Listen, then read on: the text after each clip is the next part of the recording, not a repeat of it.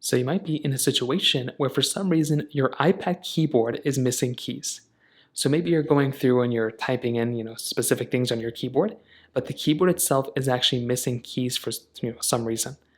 Number one, the first thing you want to do is you want to first see if you're using that floating keyboard or the actual keyboard. So what you can do is you can just go through and just hold down on that keyboard icon in the bottom right corner and make sure if it's a floating keyboard or if it's a standard keyboard that might end up changing it. Because if it's a floating keyboard, you can see that it's much smaller. You might assume that it's missing some keys here. If you want to bring it back to its full-size keyboard, you can tap on the side here and then tap on full, and that will kind of go there. Now, if the numbers are grayed out and symbols and all that stuff are disappeared, you might have to, kind of adjust your keyboard settings inside of your iPad. So what you can do here is go ahead and make your way over into your settings application. So go through, open up settings.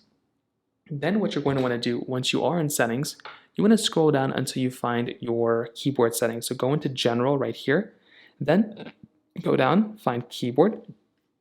And then what you can do is you can go ahead and just adjust your keyboard settings depending on what you want to do.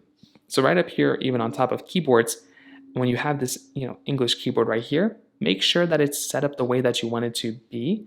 You can also try temporarily turning on or off your Bluetooth depending on if you have a keyboard, like a Bluetooth keyboard connected to it. So that might be another thing. Turn on and off your Bluetooth. That might end up doing it. If that's still not working, you might have to try resetting your keyboard. So go inside of your general settings over here again, scroll down until you find that transfer or reset iPad option.